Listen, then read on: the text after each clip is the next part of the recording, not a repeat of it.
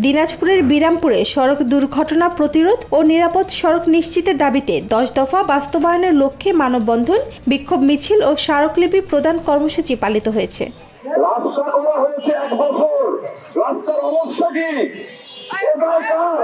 কে নেবে রাস্তা?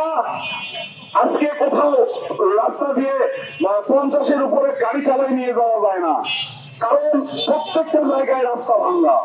এই রাস্তা সড়ক বিভাগকে মেরামত করে দিতে হবে, এটা আমাদের প্রধান দাবি। বুধবার সকাল 10টায় পৌর শহরের ঢাকা মোড়ে বিরামপুর জাগ্রত যুব সংস্থার উদ্যোগে এবং সর্বস্তরের জনসাধারণের অংশগ্রহণে এ কর্মসূচি অনুষ্ঠিত হয়। দাবিগুলোর মধ্যে রয়েছে মহাসড়ক মেরামত, বাইপাস ও বাস টার্মিনাল নির্মাণ, স্পিড ব্রেকার, ফুটপাত ব্রিজ স্থাপন, যত্রতত্র যাত্রী ওঠানামা বন্ধ, ট্রাফিক ব্যবস্থা জোরদার, অটোরিকশা নিয়ন্ত্রণ, জেব্রা ক্রসিং অঙ্কন ও শহরে 25 কিলোমিটার গতিসীমা বাস্তবায়ন।